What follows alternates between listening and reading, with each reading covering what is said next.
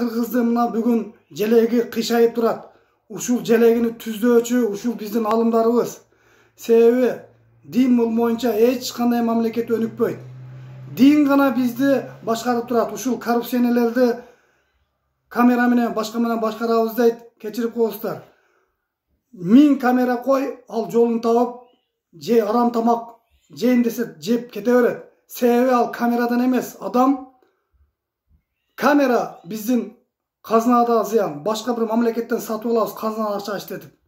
Ал эми Кудайга ишенген адам камеранын кереги жок. Ал каерде болбосун Кудай көрүп турат деген түбөлүктүү камерага ишенет. Ошондуктан биздин устаздын акыркы өлүм сапарынан түшүнү билесиздер. Түшүндө ушул пайгамбардын мүрзөсүн тешип алып, нур чачырап, ошол жерге жамааттарды киргизип жаткан, ушул Алладан аян келип, эки дамбалчан эки адам келип айтат. Ошолор топурактуулда киргизбе деп, адамдарды болушунча киргизип, өзү тосуп, нурду жаап калат, эки адамды киргизбей коет. Мен түшүнүп мынтип жордум, урматтуу бир тууганым. Кечээ күнү ушул биздин устаздын жаназасына мен бара албай калдым, бирок жүрөгүм 2 күндөн бери ушул устаз менен болуп жатат. Уйкум келбей, күнү түнү ыйлагым келип жатат. Мага ошогон көпчүлүк пандемияга каршы бара албай калышты. Бирок жеген жери бар, карап туруңуздар. Ыймандын күчүнүн карап туруңуздар.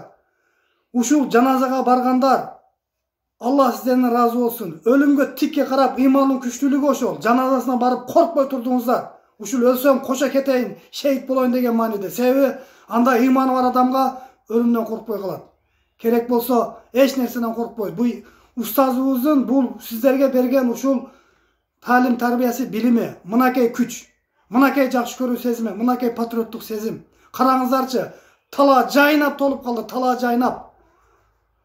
Бул дүйнө жүзүгө кыргыздын бири-бирине күчтүү экенин, ынтымак экенин, ыймандуу экениге дагы бир далил.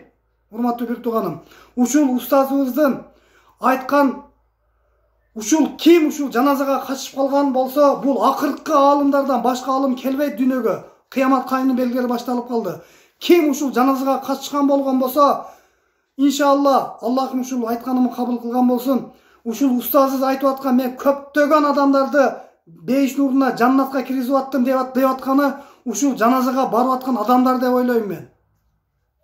Ал эми ушул эки адам киргизбей тосуп калдым деген сөз, ошол эки адамдын бири бүгүн кыргыз элине чыккынчылык кылган, кыргыз элине кол салган арам тамак коррупционерлер. Ушул эки адамдын бирөөсү. Ал эми экинчиси мекен эмес, керек болсо Кыргызстанды тааныбаган, аты кыргыз, бирок ичи капыр, Кыргызстанга күйбөгөн, орусча сүйлөгөн биздин кыргыз сөрөйлөр болсо керек, патриот сөрөйлөр. Менин албетте кечиресиздер, көзүм ачык эмес, бирок ушинтип өзүмчө чечип койдум. Себеби бүгүн Кыргызстанга түйүнө ушулар эки адам жетет, түйүнө. Өзүнүн очогуна күл тарткан, өзүн ойлогон. Бүгүн күнү карап туруңуздар.